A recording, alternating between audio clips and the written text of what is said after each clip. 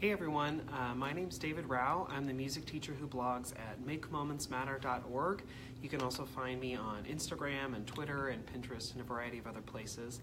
I'm here today to talk to you a little bit about instrument exploration with xylophones and how I use the nursery rhyme Jack and Jill when I'm doing instrument exploration with kindergarten and sometimes first grade. I've been trying to share a little bit more about tips and tricks and things for the barred percussion instruments, and I've been doing a lot of that on Instagram. I've been trying to get better about Instagram because I know there are some people who just love Instagram and I'm still learning, so I decided as I'm learning, why not try and share some ideas there. So if you follow me on Instagram, there are sometimes some videos or things that I've posted there that aren't anywhere else. You can also find in the stories, I'm just learning about stories. I realized figured out today, how you can tap left on your screen to go back and watch stories that have gone by quickly. Can't believe I didn't figure that out until now. Anyway, so I've been doing some things with stories, some tips about mallets and bars and percussion, things like that. So there's some of those on Instagram. And I also shared in my last Facebook video about how I use Jack Be Nimble, Jack Be Quick to teach instrument exploration with glockenspiels to kindergarten and first grade. But today I'm talking about xylophones and Jack and Jill Went Up the Hill. I usually start with Jack Be Nimble, Jack Be Quick, and that's a great one, and I do it with glockenspiels, and it's a little instrument and a little mount, and the kids love it. And then when I'm ready, I move on to Jack and Jill Went Up the Hill. This idea was actually inspired by my friend Josh Southard. Josh is a really fantastic teacher. He teaches ORF levels around the country. He's really, really brilliant.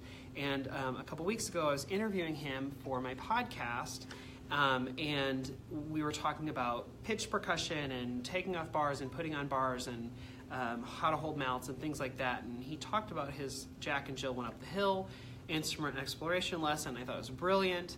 And then a couple days later, I was at school writing my lesson plans, and I was like, I gotta use that idea, but I couldn't remember what he had said. So I sort of had to make my own version of it, and so that's what I'm going to show you today. But if you want to hear Josh's awesome ideas and his own version of Jack and Jill, you can find that when you follow my podcast, which is Make Moments Matter, a music education podcast. It's an Apple podcast. It's on SoundCloud. And you can find, I'll put a link in the comments below when I'm done with the video. But anyway, go and listen to his great ideas. This is how I do Jack and Jill with kids. So one of the things that I do, and I do this with xylophones because Jack Be Nimble, Jack Be Quick I did with glockenspiels, I take the instrument and I set it on its side. This was one of Josh's ideas. And it's a cool idea because kids are not used to this. I mean, younger kindergarten and first grade aren't really used to any instruments, so they don't really know the difference. But I set it on its end because that's not really normal. But it also is great for the visual of a hill, going up a hill. And I tell them I've got my friend Jack and his, you could say sister or friend or whatever, his sister Jill, and they want to take a little trip. And some kids already know the poem. A lot of kids already do. But just for fun, when I'm choosing mallets, I choose two different mallets. I like to get two different colors, just so you can sort of envision Jack and Jill. And I teach the poem sort of like this. I say, Jack and Jill went up the hill to fetch a pail of water.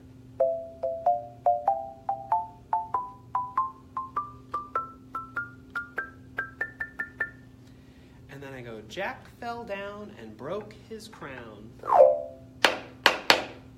And Jill came tumbling after.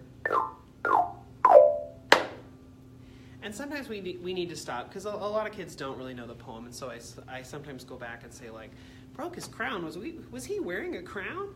And then we can talk about the crown of your head and the top of your head. He didn't really break a crown, he hurt his head. And Jill tumbling sometimes is not a word that they're used to. Maybe if they've been gymnastics or whatever, but we like to talk. I talk about some of those things and I go through it. And then I do it again.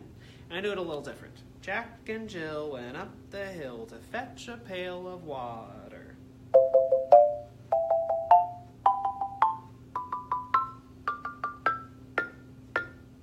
Jack fell down and broke his crown. And Jill came tumbling after.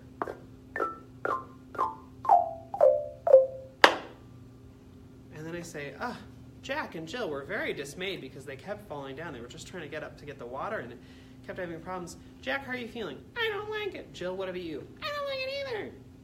Maybe try again, guys. Be more careful. Just be very careful. There's a little slippery. Jack and Jill went up the hill to fetch a pail of water.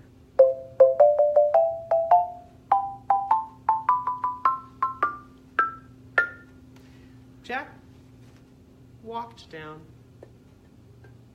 and then he fell and broke his crown.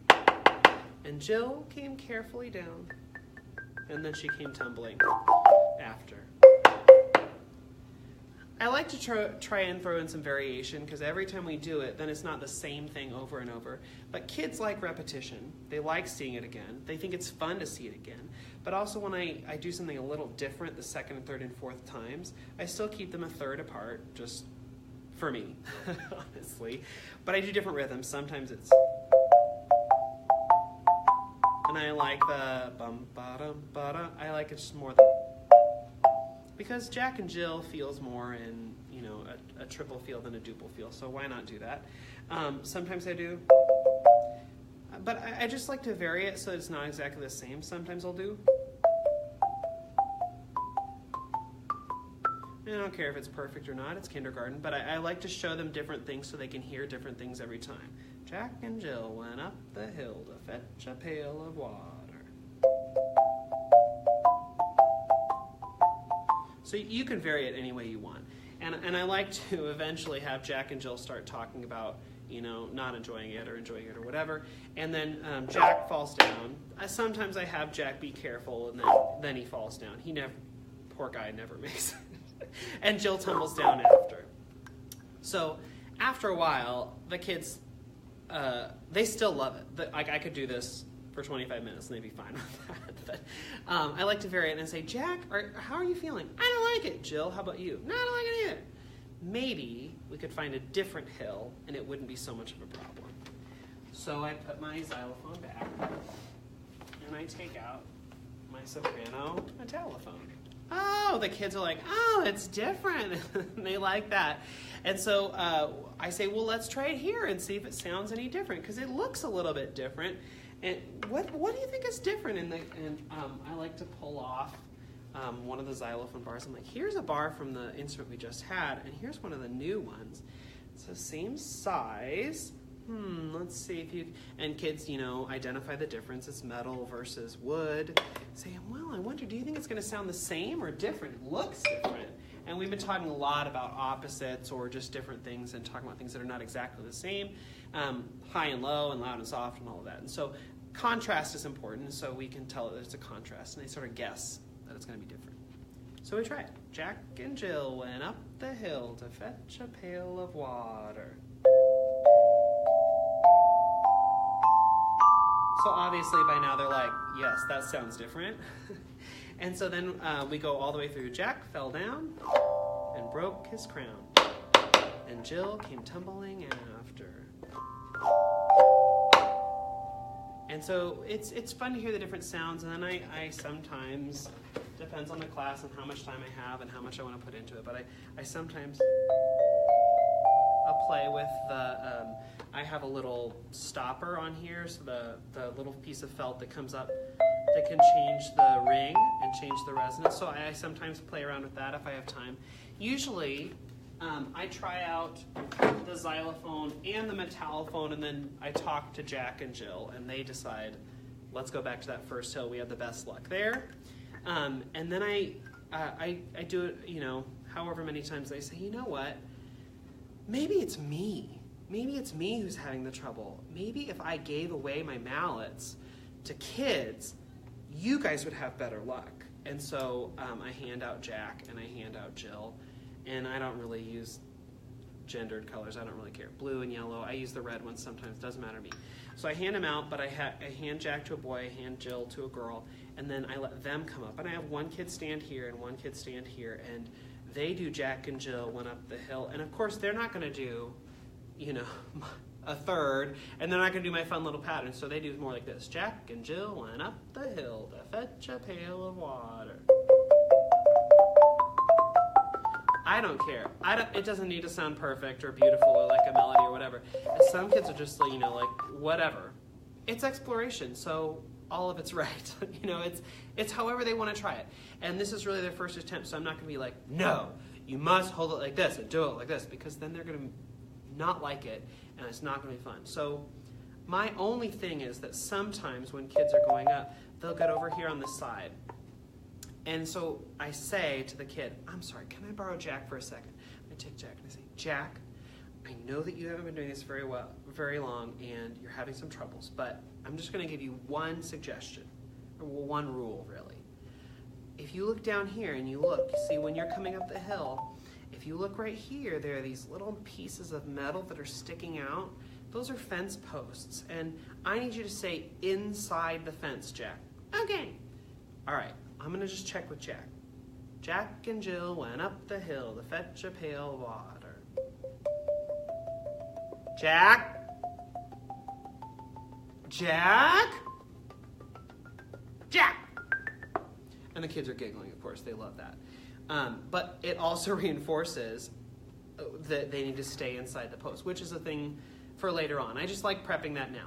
But I have kids do that, and I don't talk to the kid. I talk to the mallet. This is a really funny idea that I borrowed from Lynn Kleiner from Music Rhapsody. She's fantastic. But she does this with kids where she will talk to the kid's puppet, the puppet the kid is holding, and not the kid. Because if you're giving this external thing corrective feedback, it's less scary or less frustrating for the kid. So I talk to the mallet and I say, Jack, you need to stay inside the fence. Sometimes I'll do it with Jill too, just for fun. And so then that's the only thing I really say to kids. So they can do whatever they want on their way up the hill. And then Jack fell down. The kid goes for it and broke his crown. And Jill came tumbling after. Sometimes they hit the lowest bar. Sometimes they hit the box. I don't really care. I do it on the box, and I encourage them to do it on the box, just because it's a different timbre, and it sounds like it's not right. Like, it sounds like it's not supposed to be there, so they're like, oh yeah, he would have hit, that's him hitting his head, and they can make that connection. And I'm all for that. I think that's great. So the first day, we basically end up with, you know, kids try it out, and then I say, Jack, great job. Jill, great job. I mean, you still fell down the hill, but good work. And I say, Jack, go give your mallet to another Jack. Jill, go give your mallet to another Jill. And usually the boy gives it to a boy, the girl gives it to a girl. If a boy gives it to a girl, I don't care. I mean, like, doesn't matter. Then that girl is going to be the character Jack. Doesn't matter to me. I'm not strict about that. It's not a big deal. I just want kids to cycle through. It's a little bit easier in my head if the Jack is given to a boy and Jill's given to a girl, just because I can remember better, like, who's had what, what chances. And we don't make it through. Not everyone plays, honestly. And I usually plan this whole thing happens in about 12, 15 minutes from the beginning of me introducing it to kids going through and then lining up to get ready to go. And honestly, at the end, some kids are like, but Mr. Rao, I didn't go. And I'm like, well, maybe next time you can go. And then I say, you know what? Any kid who has not been able to go, who did not get to be Jack or Jill today, you may line up first. And then they're like, okay, I don't mind, I didn't play. Like kindergarten, they're like, okay, great. And then I say, if you got to do Jack today, you may line up next. Or if you were Jill today, you got to line up next. And so then they don't mind if they didn't get to go or they did get to go, and it also helps with classroom management because not all kids are running to line up at the same time. You have a smaller number, and that's just a management thing that I like trying out. So that's basically the first day, and then the next time we come back to it, I try something a little different. I say, we should try Jack and Jill that went up the hill. Hold on, somebody said something. Oh, good, okay. If you have a question, you can leave it in the comment. I'll try and answer it. If you have a question and you're watching this video later, I'll answer it just with a comment. But if you leave one here on here, I'll try and speak to it.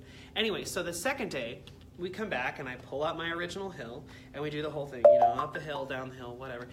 But I don't hand out mallets to students right away. I demo it again. And I talk to Jack and Jill and I go, Jack, Jill, yes. Did you like that? No, I really didn't. Oh, why is that? Because I fell. Oh, and you? I didn't like it either. You know what? Let's try another hill.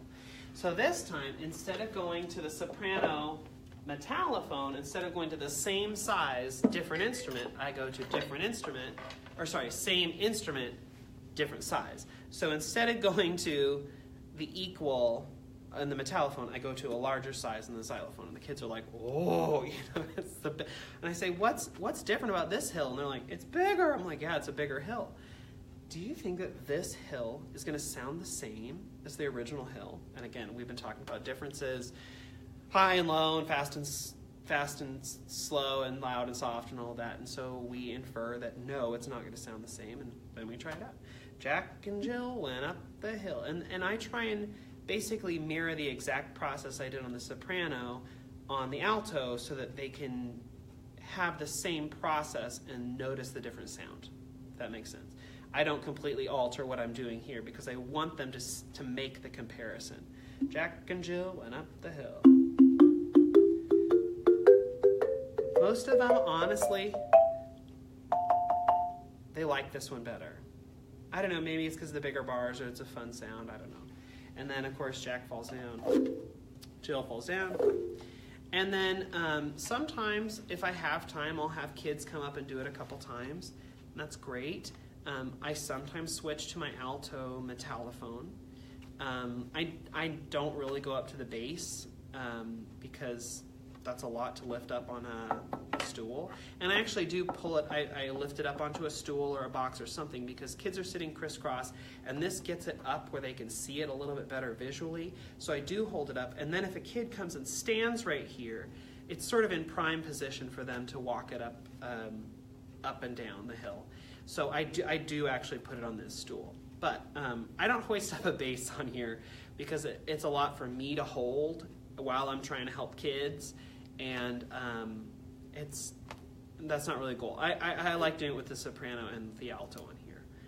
But if I have a couple minutes at the end of class and I don't want to just keep cycling through students, I say, you know, it didn't help when I gave out Jack and Jill to students. They kept falling down the hill. And it didn't help when I changed hills. Maybe I need to change Jack and Jill. I better change Jack and Jill. So I put my hill down and I go back to my mallets, which are right here. And I say, what can I choose? It'd be a good Jack, oh yes, and a good Jill. And then I pull out different mallets. And again, this is just for a little bit of contrast, a little bit of something different. And I prep them before I play anything. I say, Jack and Jill look different. Do you think they're going to sound the same, or are they going to sound different? And again, this is getting them to recognize different materials make different sounds, and different shapes make different sounds, and there's a reason for that. And so I like having them identify that now in kindergarten because it's going to help so much later on. Well, and in kindergarten, I mean, it's a standard. So anyway, so then we do Jack and Jill went up the hill. And they do notice a difference. And then they go down. And if you have different contrasting mallets, these are both basically the same. I mean, there's really not a lot different if me, the teacher, is looking at. These are very similar, but they are different colors and shapes, and so kids notice that. So then I try a different one. And I try and pull out something else that's going to be different. Maybe I take from a glockenspiel. They really love when it's different colors. So I like especially when the mallet is a different density or different hardness, because that's going to bring out a real sound. If you have a really hard mallet, it's going to be a brighter sound, and that's really what I'm going for. I want them to hear the contrasting sound and notice that there's a different mallet brings out a different sound. So a hard mallet's going to really contrast. So again, we go, same sound or different sound? What do you think?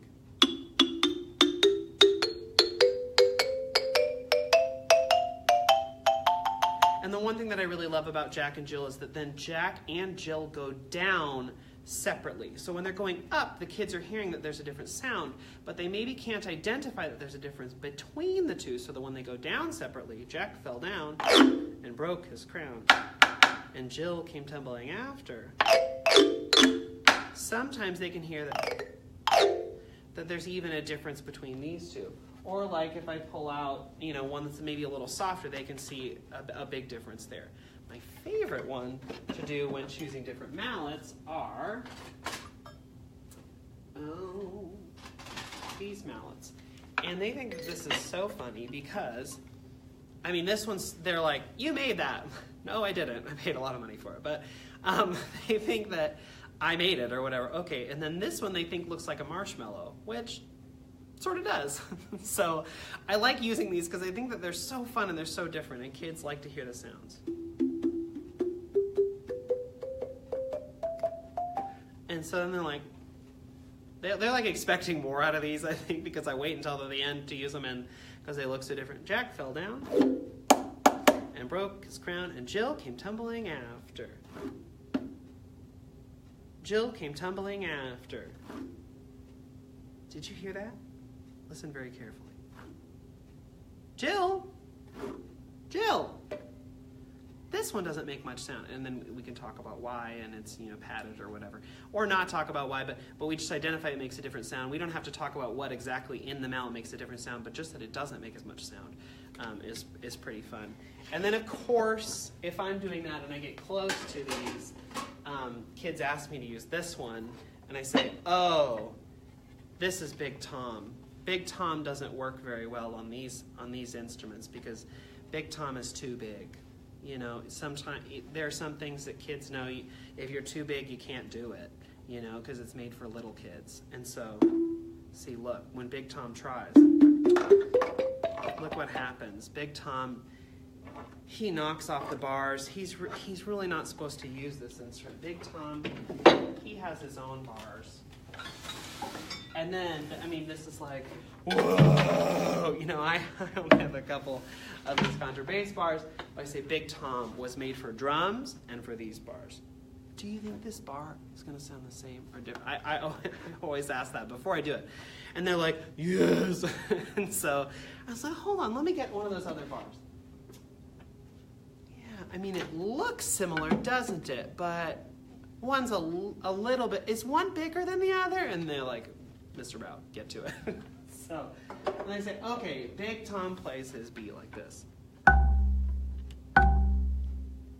Big Tom is, he's very good at what he does. Can you keep a beat with Big Tom? And then we can do steady beat, or we can do, you know, rhythm.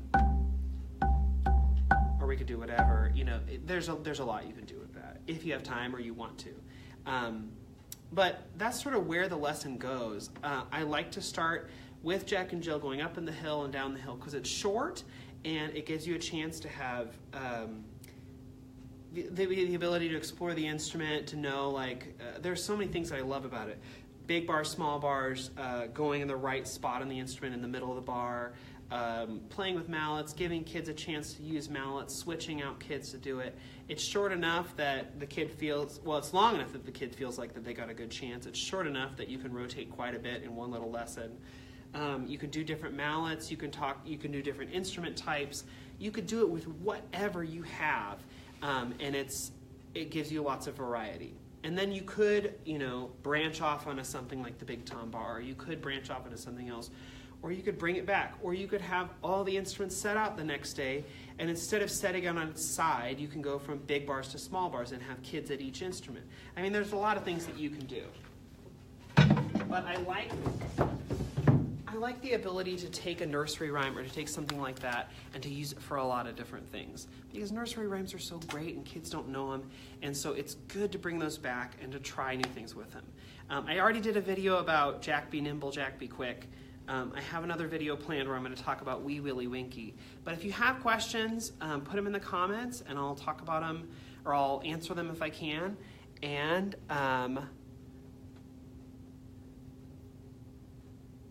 yeah, okay, so Layla says, can you share more tips on how to get the kiddos to take turns and to keep them focused? Well, when I'm switching between kids, if one kid is Jack and one kid is Jill, I say, Jack, go find a Jack, Jill, go find a Jill. And then I say, Jack, Jill, before you choose. Jack, you are not allowed to choose anyone who's not sitting on his pockets. And Jill, you're not allowed to choose anyone who's not sitting on their pockets. So that's what I mean, not pockets, the pockets of your pants, so sitting crisscross applesauce. So that's my first thing. And so the first round, they can only choose kids sitting on their pockets. Great. Okay, so then the second time, when that Jack and that Jill are ready to switch, I say, remember, you're not allowed to choose somebody if they're not sitting crisscross applesauce. Right. Also, you can't choose anybody if they are talking to you. Because you know that the kids are like, oh, oh, oh, oh, oh, oh, oh, you know, or like, Veronica, come choose me. You know, like that's what they do. And so if you put those parameters in place, then the kids are like, and you know, there are some kids who are like, or the kids who do this, apparently in their classroom, I don't know exactly what that means, but you know that's like the quiet symbol.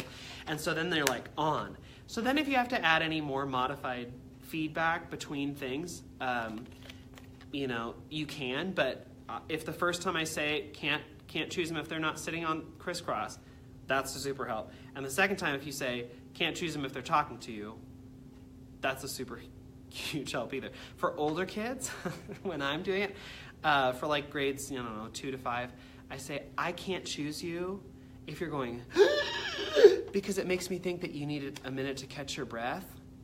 And so they're like, or sometimes I say, I can't choose monkeys if you're going, ooh, ooh, ooh, ooh. I can't choose monkeys, so I'm sorry, I have to choose only kids. It's just little silly things like that that gets them to be like, it's not a only be quiet. It's a more fun way to like reinforce the positive side, I guess. But anyway, those are a couple little tricks I use. The other thing that I found Jack and Jill is that kids will like, there's that one boy who's like, I have this gift I will give to one person and I will take as long as humanly possible and I'm going to drag this out to choose.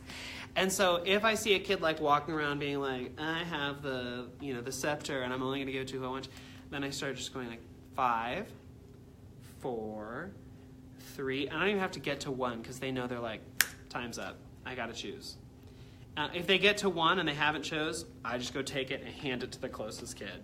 And it's like, okay, sit down. They're not in trouble, and I don't like make a big deal out of it. But if you start counting down, kids are like, I gotta move on. You know, like they get that. Yeah, so it's fun. You could alternatively, like you could have another set of yellow and blue mallets or whatever color, and you could hand those out to kids all yourself, and then, you know, say like, Jack and Jill, once you're done, put your mallets in this cup, and then the new Jack and Jill can stand up and they can go. I mean, if you wanted to take the student choice out of it, you could do something like that. You just have to find a way to prop up your xylophone that you feel comfortable with. Maybe you have a chair with a back on it or something that you know you could do that. Or set it against a wall, or I don't know, whatever you're more comfortable with. But there are lots of options. But I like student choice, and it works most of the time for me. And if it doesn't work, then I'll just take them back and I'll choose. I hope this has been helpful for you. Like I said, if you have questions, leave them in the comments. I'll answer them. I'm also going to go back through the comments and link to that episode of the podcast where I talked to Josh Southard. Josh is where this idea came from. And I'll also put a link to my Instagram because, as I mentioned, I'm doing stories and pictures on Instagram. And they have mallet tips and bar tips and percussion tips that maybe aren't showing up here on Facebook because I maybe don't know how to share them to Facebook yet. But I'm working on that, and you can always find them on my Instagram. So if you have questions, great, leave them in the comments. Thanks so much for taking the time to watch this video. I hope it was helpful. And soon we'll be coming Wee Willie Winky, another another instrument exploration and nursery rhyme that you can try on the instruments. Thanks so much, guys. Have a good day.